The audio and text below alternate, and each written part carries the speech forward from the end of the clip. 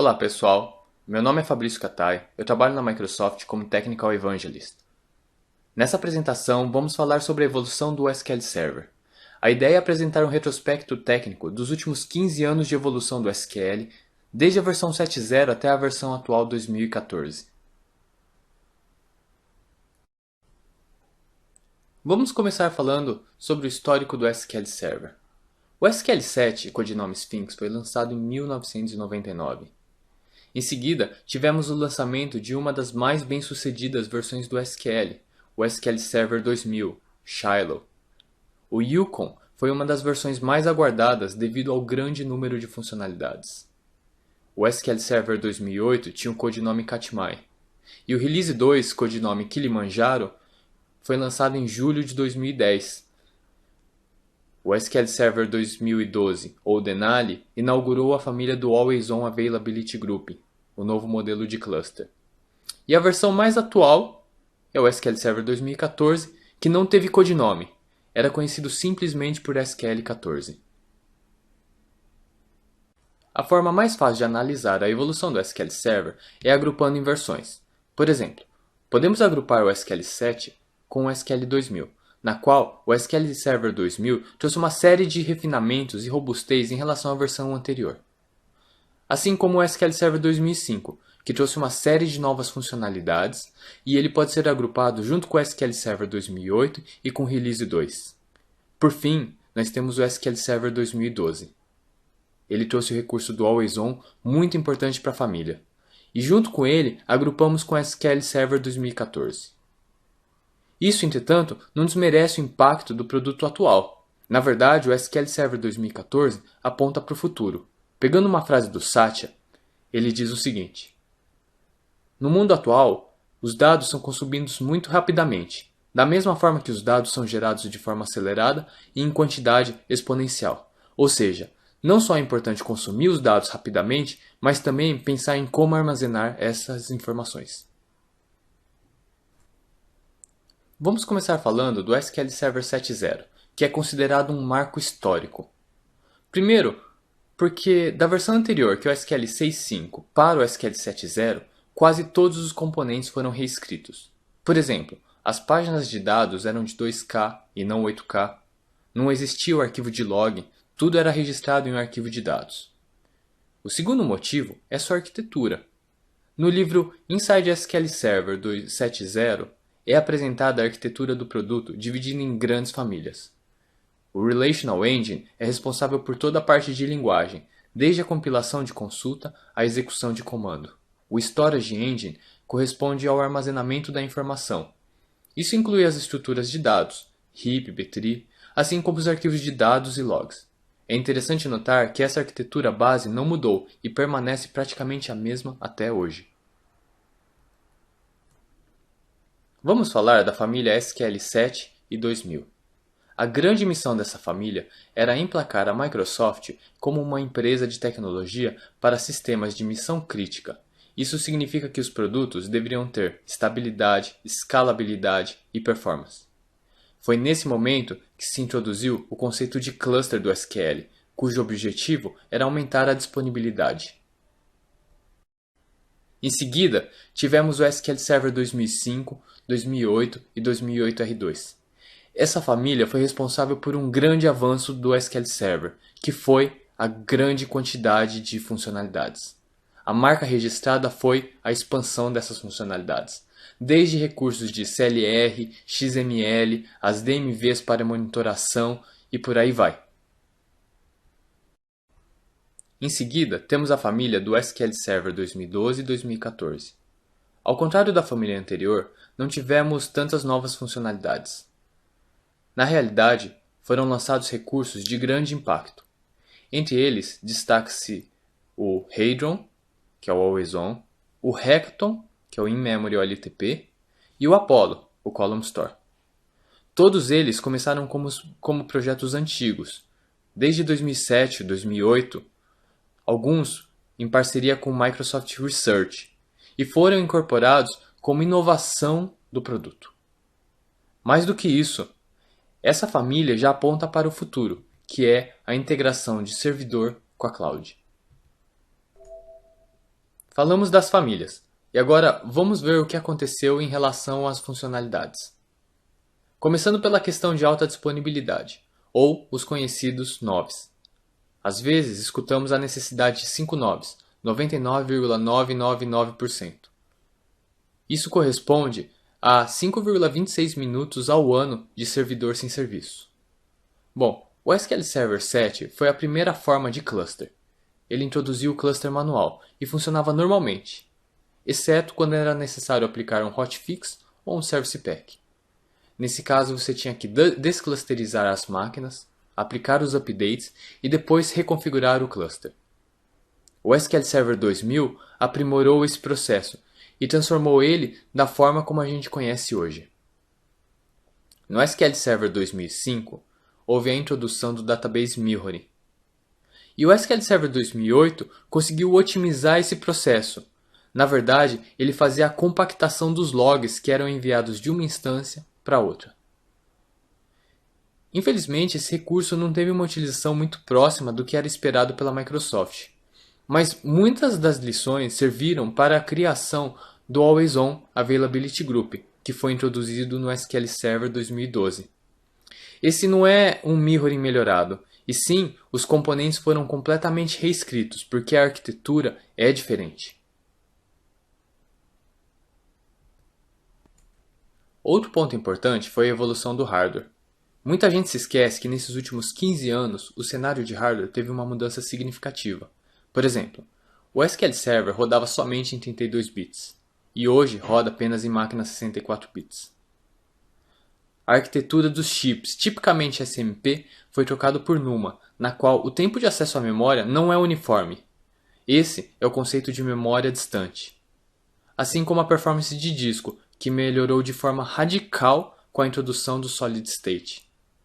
A quantidade de memória atingiu os terabytes, e o poder de processamento é altíssimo, graças às máquinas com sockets multicores. Por fim, os caches, L1, L2 e L3. Eles têm aumentado e desempenham um papel fundamental, principalmente na virtualização de máquina. Esse é um artigo que mostra a diferença entre o hardware atual e o de 15 anos atrás. A pergunta é, quais são os requisitos mínimos de hardware para a instalação do SQL Server 7.0?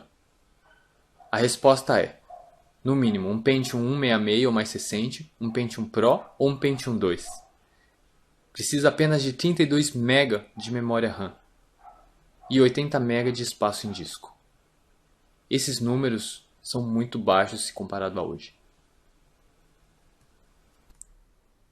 O que foi que mudou em relação à CPU? O SQL 6.5 apresentava uma contenção muito alta de thread, afetando diretamente a escalabilidade do servidor. Em um teste de carga com SQL 6.5 e uma máquina de uma CPU, atingiu-se X de performance. Rodando em uma máquina de 2 CPUs, atingiu-se 2x de performance. Em uma máquina de 4 CPUs, 3,5x. Ao rodar o mesmo teste em uma máquina de 8 CPUs, o desempenho foi de apenas 2x, ou seja, negativo. Era melhor rodar com 4 CPUs do que 8. Por causa disso, o SQL Server 7 introduziu o conceito de Thread Scheduler, que é o agendador de thread no sistema operacional. O objetivo era reduzir a contenção de threads. Essa foi uma mudança significativa e permanece até hoje. No SQL Server 2000 SP3, tivemos o suporte ao hyperthreading, que foi uma mudança pequena na estrutura do Spinlock.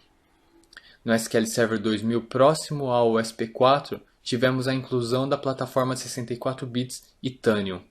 E no SQL Server 2005, houve a inclusão da outra plataforma de 64 bits, o x64. No SQL Server 2008 R2, tivemos mais uma mudança, que foi o suporte ao K-Groups.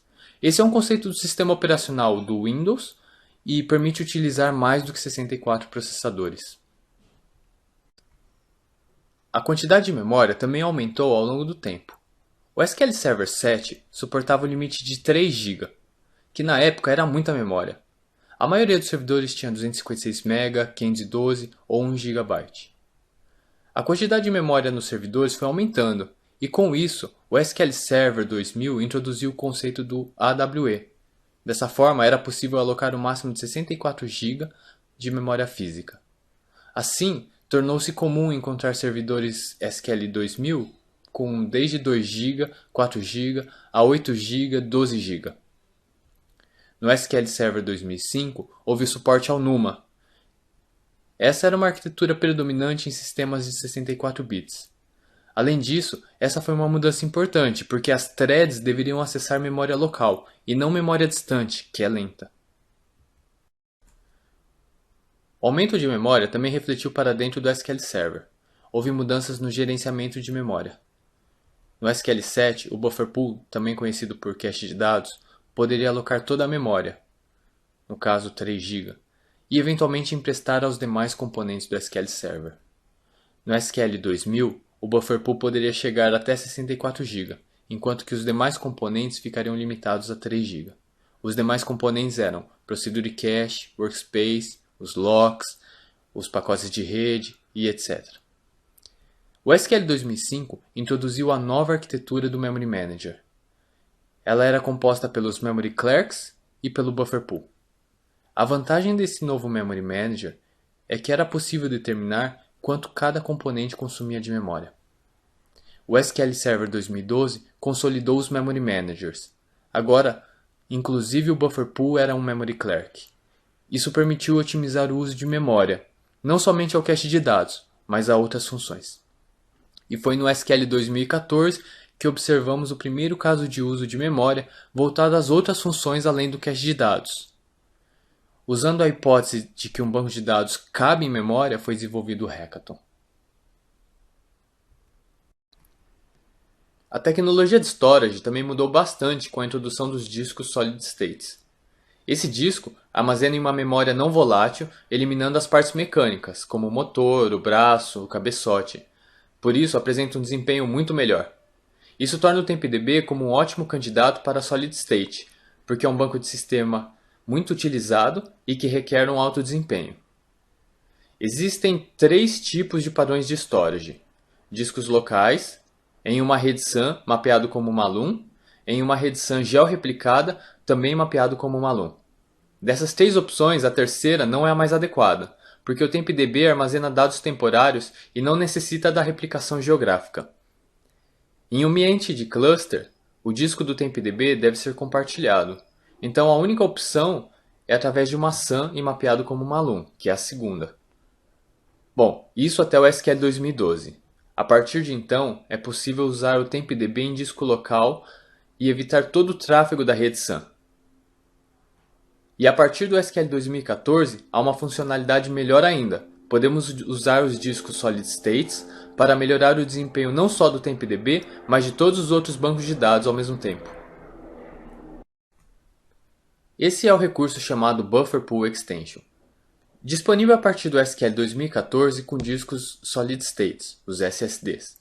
Esses discos são 100 vezes mais rápidos e locais, que é o Direct Attached Storage. Inicialmente, todos os dados estão gravados em arquivos no disco. Conforme as tabelas são lidas, os dados são colocados em memória, e os mais utilizados permanecem em memória como cache de dados.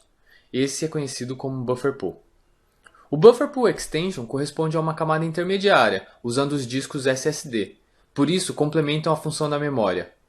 Um disco SSD de 200 GB vai fornecer um Buffer Pool estendido de 200 GB. Com o aumento do poder de processamento, houve a necessidade de limitar a quantidade de recursos disponíveis. O Resource Governor foi introduzido no SQL 2008 como uma forma de controlar a CPU e também a memória consumida pelas sessões.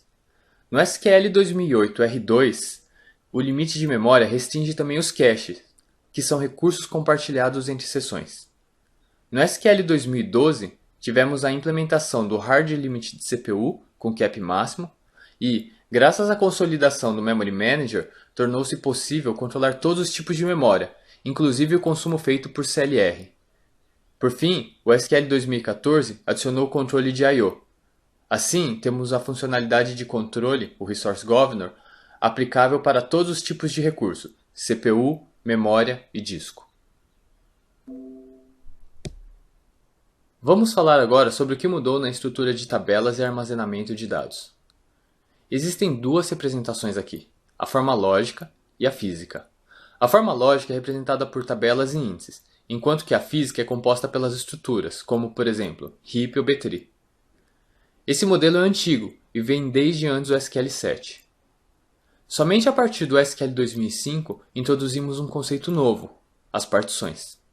Nesse caso, temos três níveis: as tabelas, que podem ser compostas por uma ou mais partições, e cada partição pode ser representada por uma estrutura. Ainda no SQL 2005, apareceu a funcionalidade de criar índices online. Antes disso, se ocorresse uma inserção, criação de índice e uma inserção, haveria bloqueio. Primeiro era feita a inserção, depois a criação de índice e por fim a inserção, tudo de modo serial. Em relação à estrutura física das páginas, o SQL Server 2005 permite ocupar mais de 8 KB por registro, que é o limite da página, usando um recurso chamado Row Overflow. No SQL Server 2008, houve uma mudança física no layout da página. Isso permitiu a criação de páginas comprimidas. Mas as mudanças no armazenamento não pararam por aí. No SQL Server 2012, houve a inclusão de uma estrutura chamada Column Store para a criação de índices. O SQL Server 2014 consolidou todo o cenário, incluindo a criação de índice online por partição, a possibilidade de criar estatísticas incrementais por partição e, por fim, um refinamento no Column Store. Mais especificamente, tornou-se possível armazenar a tabela em uma estrutura Column Store e mantê-la como read e write. Antes, era obrigatoriamente somente para leitura. Vamos falar mais sobre o armazenamento de dados. Aqui temos uma visão do Row Store, que guarda as informações por linha. Essas informações ficam guardadas em heap ou B-tree e podem utilizar o recurso de compressão por linha. Já no modo de armazenamento por coluna, segmentamos os dados de forma a atingir melhores taxas de compressão. Veja, por exemplo, a quarta coluna, composta somente por S, ou a quinta, composta por zeros ou uns. Enquanto o SQL 2012 permitia apenas a criação de índices não cluster usando o Column Store, o SQL 2014 introduziu a possibilidade de criar índices cluster. Em outras palavras, a tabela inteira pode ser armazenada nessa nova estrutura. Mais do que isso, tivemos a inclusão do Delta Store, que é uma área temporária, ou de staging, de dados. E graças a isso, podemos fazer escritas na tabela. Por fim, existe a possibilidade de marcar a estrutura para arquivamento. Assim, temos uma maior taxa de compressão. Aliás, o segredo do Column Store é a compressão de dados. Vamos explorar um pouco mais o Column Store. Essa tabela apresenta uma série de oportunidades de compressão de dados. Primeiro, segmentamos a tabela por coluna, e depois procuramos as colunas com grande repetição de dados.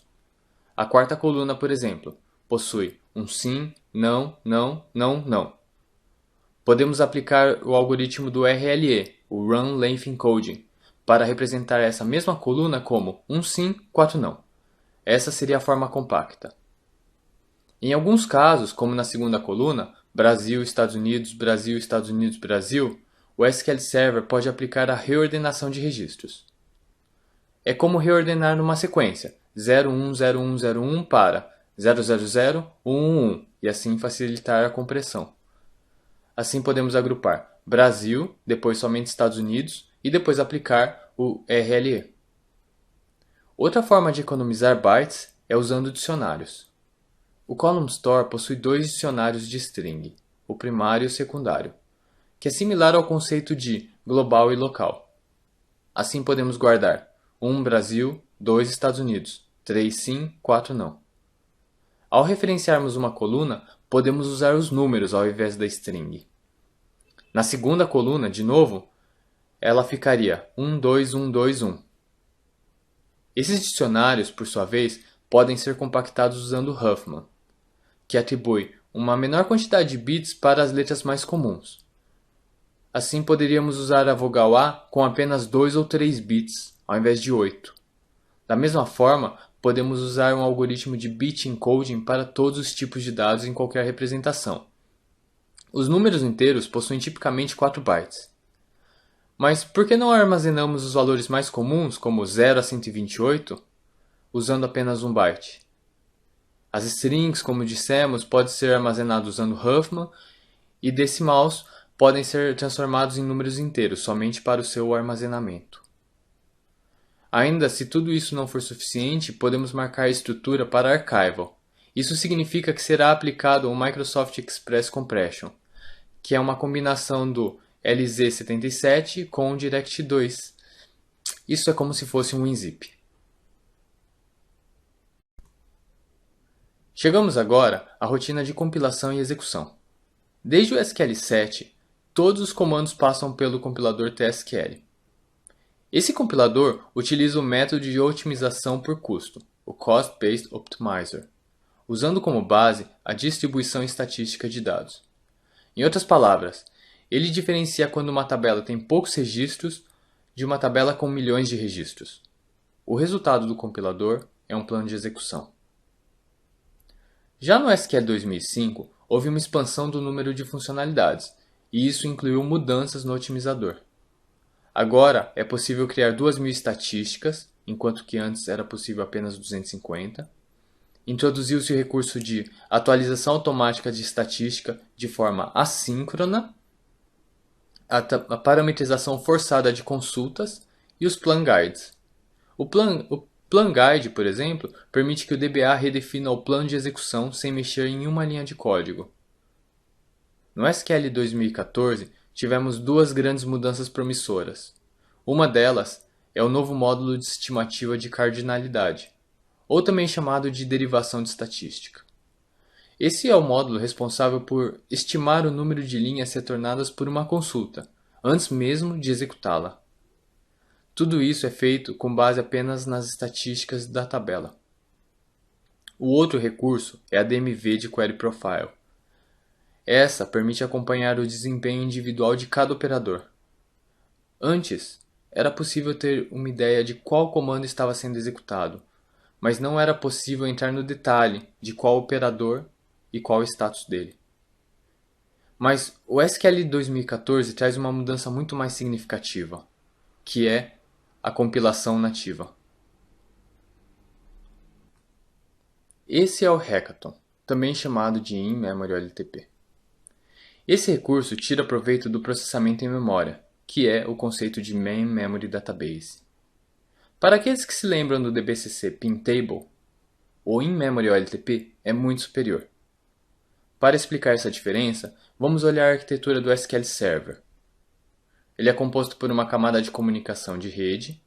Em verde, temos os serviços de compilação e execução. Em azul, o armazenamento e gerenciamento de transação, usando lock, log.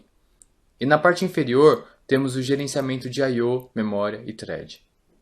O DBCC Pintable otimiza somente o acesso ao disco, que corresponde à camada inferior, pois ele coloca todas as páginas em cache. Já o Hackathon procura otimizar tanto o Relational Engine, em verde, como o Storage Engine, em azul. No Relational Engine, evitamos o compilador TSQL, pois realizamos a compilação da procedure em código nativo. Automaticamente reduzimos também o consumo de memória durante sua execução. Já no Storage Engine, utilizamos uma proteção otimista de locks.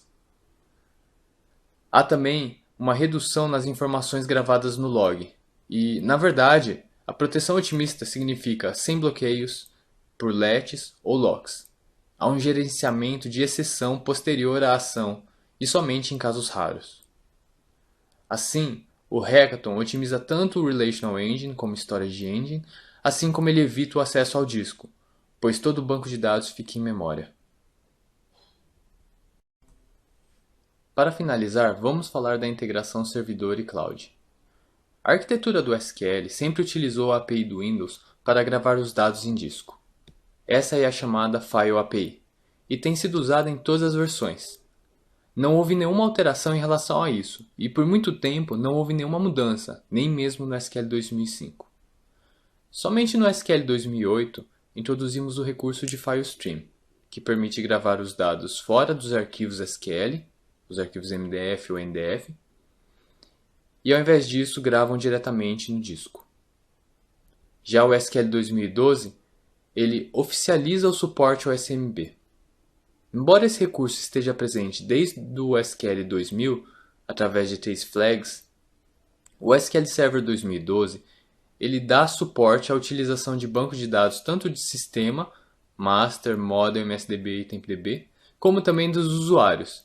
Todos esses bancos agora podem ser armazenados em file share. O SQL Server 2014 dá o primeiro passo em relação à cloud e permite utilizar a REST API, que são chamadas HTTP, ao invés da File API. Assim como também permite realizar backups para o Azure Storage. Esse mesmo recurso foi portado para o SQL 2012 e está disponível em um update mais recente. Resumindo, esses foram os nossos destaques para o SQL 2014 após 15 anos de evolução do SQL. Primeiro, a compilação nativa da Store Procedure. O armazenamento de tabelas usando o Column Store, o recurso do Always On Availability Group para aumentar a disponibilidade do sistema, o Buffer Pool Extension em conjunto com os discos SSDs, o controle de recurso usando o Resource Governor e a integração com o Azure Storage. Pessoal, muito obrigado por terem assistido esse vídeo, espero que tenham gostado. Um grande abraço e até a próxima.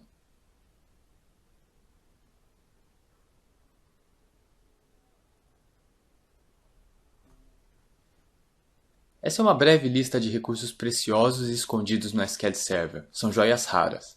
Eles quase nunca aparecem nos holofotes, mas tenho certeza que vão ajudá-lo no dia a dia. A primeira é o Activity Monitor, para ver o desempenho do SQL Server. A segunda, o Read Committed Snapshot. Você pode habilitar no banco e os locks desaparecem. A terceira, Page Compression. Você ganha espaço de graça. A quarta vem no SQL 2014 e se chama Delayed Transaction. Também no SQL 2014 tem uma DMV muito promissora. E eu aposto muitas fichas nelas, que é a Query Profiles.